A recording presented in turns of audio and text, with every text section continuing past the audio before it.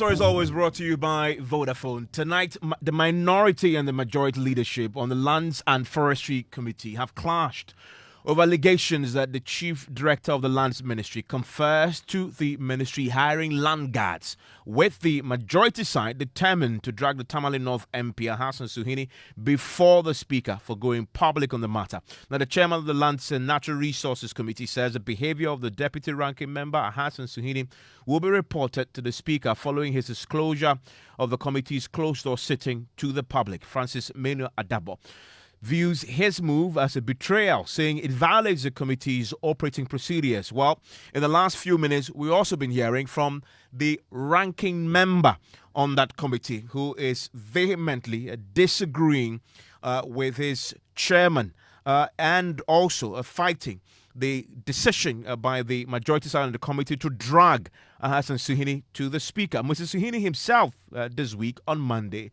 informed the media that the chief director of the Lands Ministry, Professor Patrick Abuinsayale, indicated to the committee that the state has been contracting the services of notorious land guards to reclaim and safeguard public lands. Well, there's been a reaction today from the chairman, Francis Menu Adabo, who says his conduct was offensive to the rules of Parliament. The committee is a committee of Parliament, and we had a referral from the Speaker of Parliament. So it's the Speaker that we can report to, no other person, until we finish with that report. Any information that comes out of that committee work is a betrayal. We don't have to break any news. We need to send the report to Speaker. And all these findings, if they are actually true, the Speaker will direct us what to do. We didn't go to do any investigation on our own. So we don't have to break any news from that committee work to the public without reporting first to the Speaker. I don't have to break any news because I've sworn oath of secrecy. Everything that comes out of a committee work, we must report to the Speaker at the plenary for discussion. And if anything is in that message report that people don't understand, they can file for a question. They can file anything in Parliament for redress. But you don't take any information from our committee work to the press without reporting first to the Speaker. Right. So I cannot speak to it until I finish with my report. Okay. But then what happens then to this member of the committee who's already come out to the press? The Speaker will determine, because we have to make complaint to the Speaker. Will you be making that complaint separately? In the report, it will come out. We will have to finish the report and then lay the report, and all what has happened from the time we went for the hearing to date will be captured in the report, and the Speaker will decide. Well, tonight, the minority leadership on that committee have come to the defense of Hassan Suhuyini on the matter, and appears this has pitched both sides now firmly against each other. Listen to the ranking member on the committee, Rashid Purple, speaking to me a short while ago on this conflict that has erupted over what they were told by the chief director of the Lands and Natural Resources Ministry. Well, not completely true, not a betrayal. Committee meetings are public events. The public is invited. You can walk into any committee meeting, listen, and if you want to make a report, you make a report. But a report would not represent the view of the committee.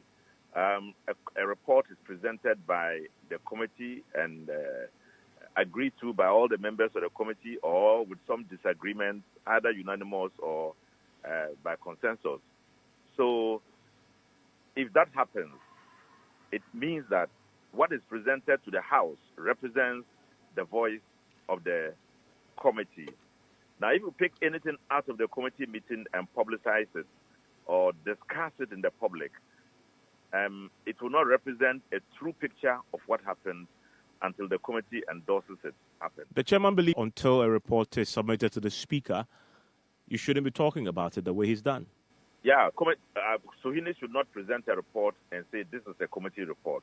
If he does that, the chairman is completely right. The committee report is presented by the committee, by the chairman, and then he moves the motion. The minister and the chairman with an endorsement by us if we support it. So if the chairman, if Suhuyini had presented a report and say, this is a committee report, in contradiction with the order, the scheme of things, then the chairman would have been right. But otherwise, what Suhuyini has done is just to pick a bit of the total events that took place, all the reporting that took place. He just picked a small bit of it and then goes out to talk about it. He may just be sounding something that eventually will be of benefit to us if he does it and then it is addressed quickly. Yeah. What he put out, was it a factual representation of what the chief director of the Lands and Natural Resources Ministry actually told the committee? Yes, it was a factual representation. He was trying to explain the situation in which government lands are protected, and he made some remarks about it. I'm sure that they forgot that they were speaking in Parliament. The committee meeting is like the same procedure as we go through in Parliament. It's the same thing that goes at committees. So if he has said that, knowing that he's speaking to Parliament, the impression is that he would have been speaking from the depth of his heart and maybe thinking or maybe speaking the truth of the situation at stake.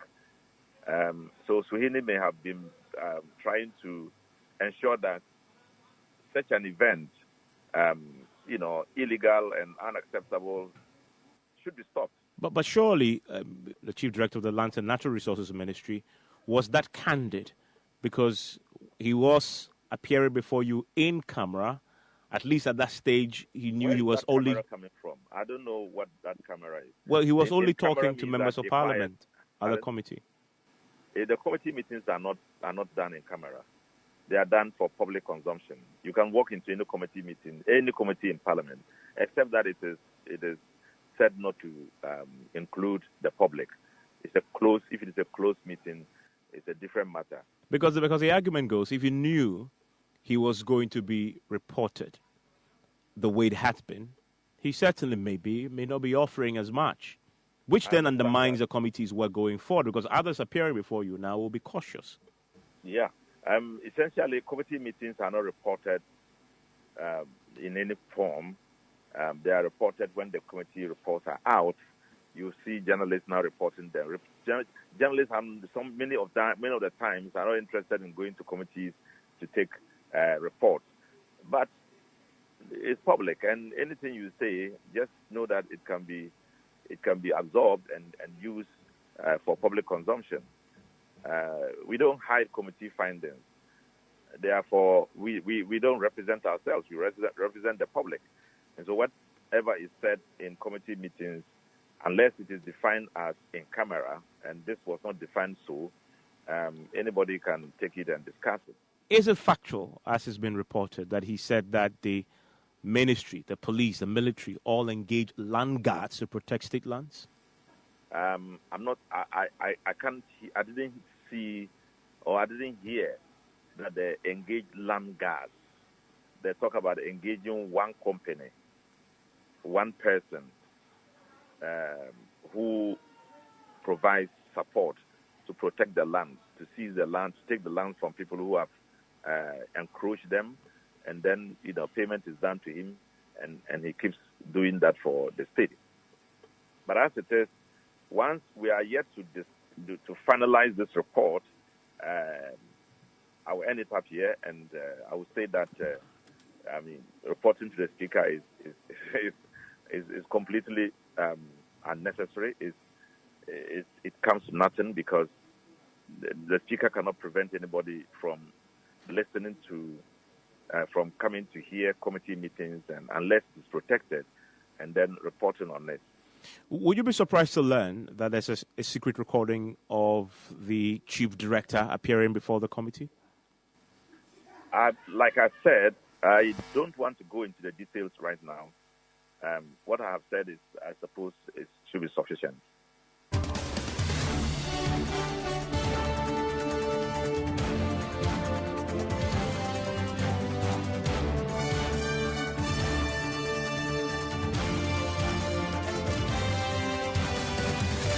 Let me take you to Parliament and bring in our parliamentary correspondent, Kweku Asante. Kweku, yesterday we saw three statements from the police, from the military, from the Lands and Natural Resources Ministry, all denying that this indeed happened, where they engaged land guards.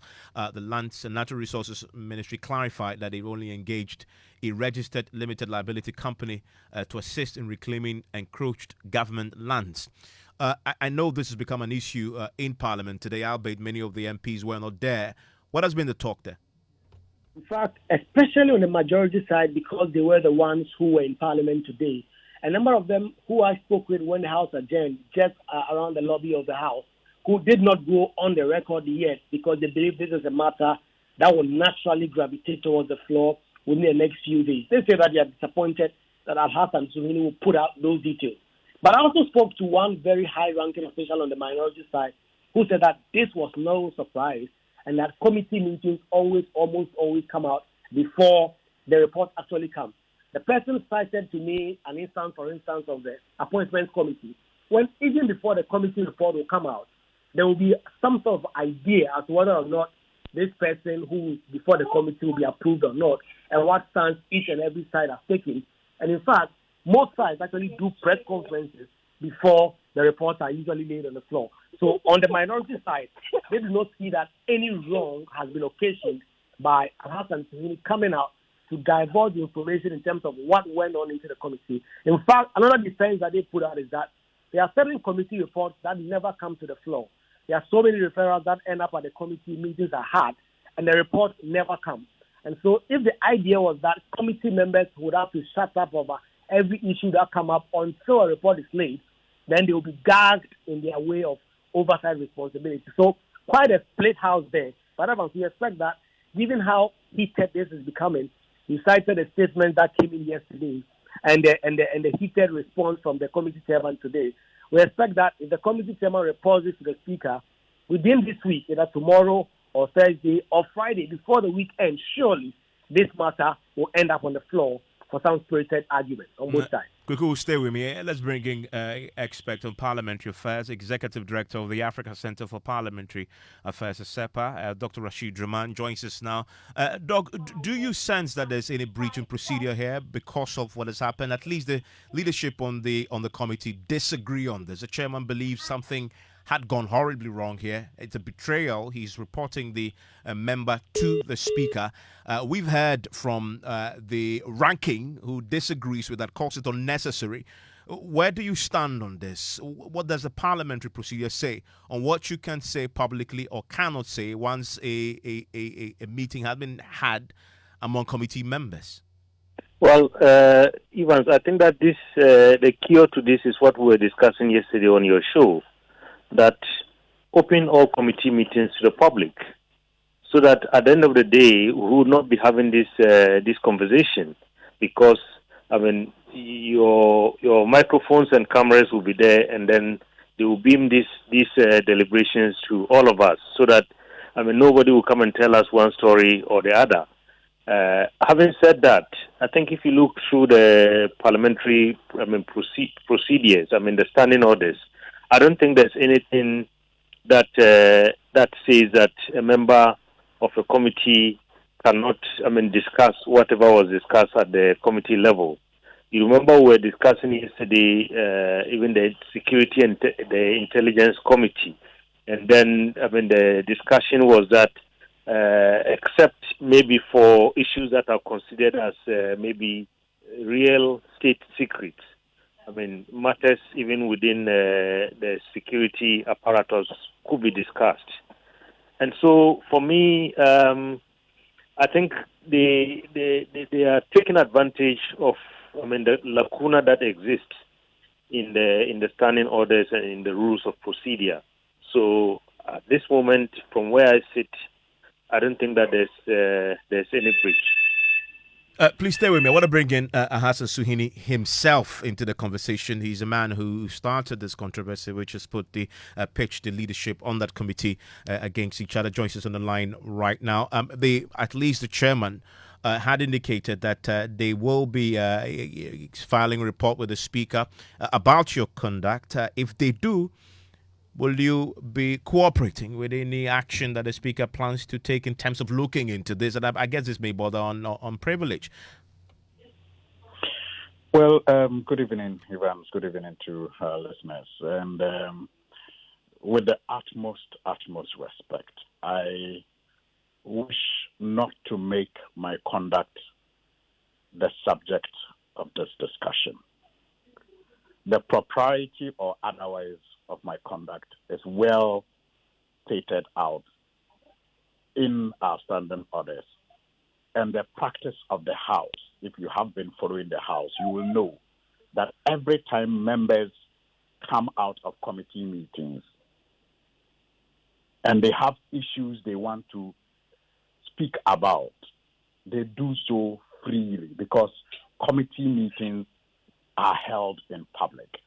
I have been a reporter myself, and I have covered members of parliament walk out of committee meetings and address the media several times. So, with all respect, Suhuyini's conduct is not the subject, and it shouldn't be.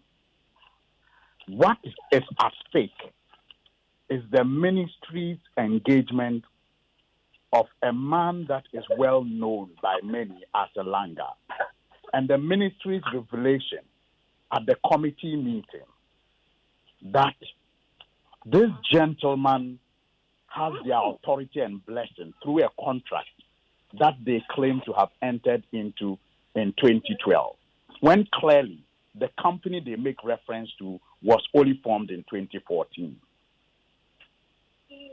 Again, what should be the focus is the claim by the chief director aimed at justification for the ministry's decision to engage this, service provider. That the military and the police also depend on this same service provider. That is well known as a land guard in Accra. Well, on the land guard subject, denial, just a second. On the land guard subject, I spoke to your ranking member and I asked him that question. He says that maybe, in fact, he says that's not what the chief director told the committee, and that what he said was that they have engaged a registered limited liability. But if you use the words land guard, that is not accurately representing what you were told. Well, Evans, again, respectfully, if you listen to me, I said that the ministry engaged this gentleman who is well known. I'm not saying that's what the chief director said. I'm telling you, the chief director didn't mention a company, and the recording is out there. He mentioned a name of a gentleman. Before the committee, it was the name Jato he mentioned, and he kept repeating Jato, Jato, Jato. And I'm saying, Ivan, if you have any, news portal or search portal in front of you, type in the name Jato. He's well known and has been well reported on as a land guard. And so I'm not saying that the chief director said they have engaged the services of a land guard. I'm saying that the chief director said they have engaged the services of a gentleman known as Jato. Well, in a public statement they issued, who I am saying is well known as a land guard. Well, in the public statement they issued, they talk about engaging a limited liability company, IOC Holding. Good. So that's the point again I made earlier, that before the committee, the chief director made reference to a gentleman known as Jato. In their press release, which he signed yesterday, he then replaced the name Jato with Enoch Holdings Limited and says that the ministry's engagement with Enoch Holdings Limited started in 2012. And I'm pointing it out to you and the chief director, Evans, that Enoch Holdings Limited, according to the Registrar General, was incorporated in 2014. Yeah, but the fact then remains that this indeed company had long existed, and in fact, the point we make that company had been engaged in such rendering such and offering such services to the state way back and not under this administration alone. So, Evans, you don't see anything wrong with the ministry's claim that they engaged a company in 2012 when that company had not yet been incorporated? Well, is this one that you plan, because you're a member of that committee, you have the powers to interrogate further and get some further clarity on and possibly some action? I'm telling you the inconsistencies that flow out of the chief director's narration. First, he makes the claim that they are using this gentleman because he has a reputation so large that the military depend on him. The military says it's not true. They don't depend on him. Yeah, they have categorically denied that. So has he the also police. Says that they are using this gentleman because his reputation is so large that the Ghana Police Service depend on him. The Ghana Police Service is saying they don't depend on him. The chief director is also saying that this relationship is so old that it began in 2012. And yet evidence shows that by 2012, that company that he claims they began a relationship with was not in existence. But Suhuyini, these inconsistencies must be of worry to anybody who wants to isn't that why? About this matter. Isn't that why the committee did the work it did and will put together a report, submit it to the plenary for a discussion and a decision? Why have you jumped the gun on this? Whatever the committee will do, and one of it involves the request that we have made for better particulars on this relationship with Enoch Holdings. It does not preclude anyone from commenting on issues that happened before the committee. But there's proper procedure. Committee of the whole. This was not a committee of the whole. So I guess the question is, so what's the intention of talking about this in the media when the right forum has been created, a proper report will be put together for all of you to decide on the floor of Parliament? Evans, I'm saying that I've reported on Parliament before, and the practice is well known. There is no law or no rule stopping any member of a committee from making comments on, committee. Yeah, but that's not my question. You can make the comments, but I'm saying to what end? With all respect, I refuse to make this discussion about the conduct of Suhuyini. No, but I'm asking you a substantive matter. I'm not asking about conduct. I'm just asking. Clearly, you want something done about what you believe to be contradictions. And I'm saying the forum has been created now at the committee level and through a report that will subsequently be prepared and submitted to yourselves on the floor for the entire Parliament to take a decision. Isn't that the appropriate forum to get action taking and to deal with the matter substantively? What does the public utterances and disclosures do to getting this resolved? You have your parliamentary correspondent every day. He doesn't report to you conclusions of Parliament. He gives you daily reports on happenings of Parliament. He does not wait until Parliament finishes a report on a matter before he reports to you. Why? Because Parliament sits in the public. And so the happenings in Parliament, whether it's a conclusive report, must be of public interest. But we'll get to know anyway, because once the report is filed, Parliament will debate it. It is also useful that the public is carried along, even in the preparation of the report. It is useful. And that is why, in some cases, even the members of the public are invited to submit memoranda. And even since this story broke yesterday, a number of issues have come to my attention involving the operations of this gentleman and his company, which will feed into a final report of the committee when the ministry finally submits, the terms and conditions of the contract that they have with this gentleman. It can even lead to us inviting this gentleman eventually to the committee, because the public discussion will help enrich our report. Hassan Suhuyini, thank you very much. And he is the MP for Tamale North who had raised this issue in the public and triggered this controversy. I still have Dr. Draman on the line. And Doc, we have now a draft revised standing orders for Parliament, which has been adopted, yet to become effective, which proposes now that all committee sittings will be public.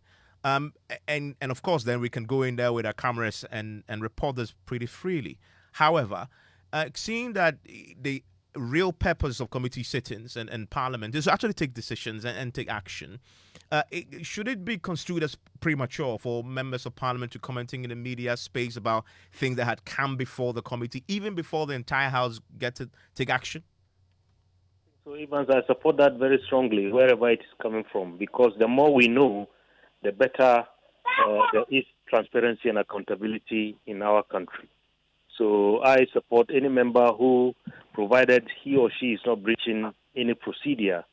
I think sometimes when these matters are left to Parliament alone, we don't get to hear the happenings and we don't get to hear some of the things that are wrong in our republic. Look, Evans, I think for me, listening to all this conversation, the question I continue to ask myself, is, are we a failing state? Because where are the state institutions? Where is the police? Where is the military?